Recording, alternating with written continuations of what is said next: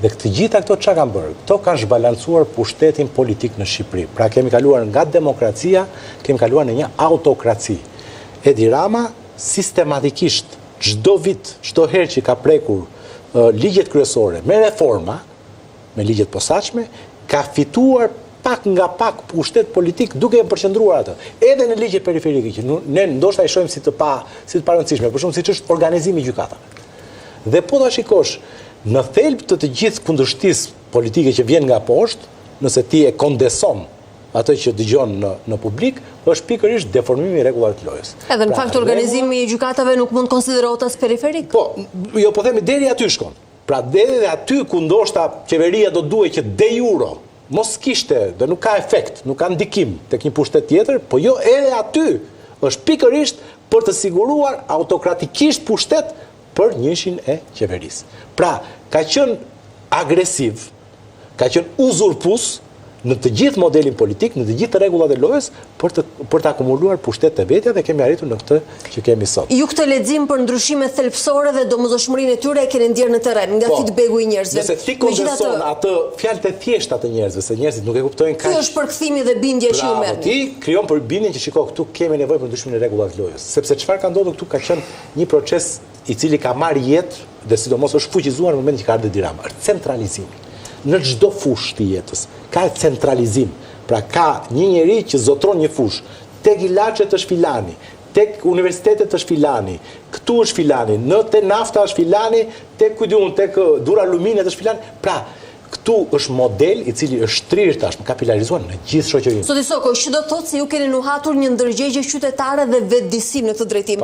Pyetja ime është e drejtë për drejtë. A e keni gjykimin edhe bindjen që kjo lloj ndërgjegje, përveç mbështetjes dhe retorikës publike në komunikimet që ju tashmë keni në fushat, do të përkthehet nesër në vullnet për të sjellë ndryshimin dhe vullneti do duhet të ishte i reflektuar me votë. Shiko, ky është mielli, uji, vezët, janë të gjitha aty. Qytetari do duhet bëj brumin. O dhe unë shpresoj se prandaj ka marrë. Kushdo që merr miell, vezë dhe ujë, i bërë për të bërë brum, besoj unë.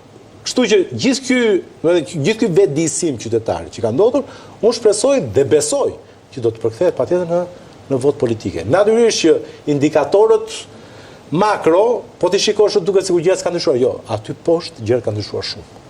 Aty poshtë gjërat kanë ndryshuar shumë. Domethënë ky vetëdijsimi, kjo lodhja, sepse është pikërisht lodhja ajo që e ka nxitur këtë vetëdijsim. Lodhja me një pushtet 12 vjeçar i cili në rastin më të mirë çfarë ofron në 12 maj, të njëjtën gjë që është sot. Pra imagjinoni nëse Rama do të vazhdojë të jetë në 12 maj në pushtet, çfarë do të kesh në rastin më të mirë Shqipëri që ka sot. Sepse mund të shkojë edhe më keq. Dhe siç është trendi i trajektores, duket që shkon edhe më keq se sa ç'është sot. Kështu që njerëzit e kanë kuptuar këtë gjë. Dhe pavarësisht se ndoshta nuk manifestohet, për shkak të frikës i ka. Pjesa më e madhe për shkak të frikës, sepse këtu e din që jeta gjithë secilit është pak e lidhur pak me shtetin në çdo hall. Që do të thotë se në matjen e temperaturës që i bëni ju elektoratit ka ende frikë. Po. Frikë që mund të shkojë deri te vota madje.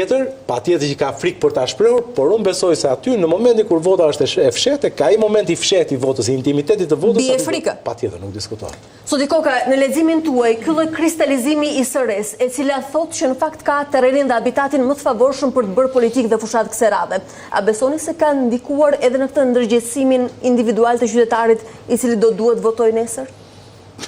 Kjo mbetet për të parë në 12 maj.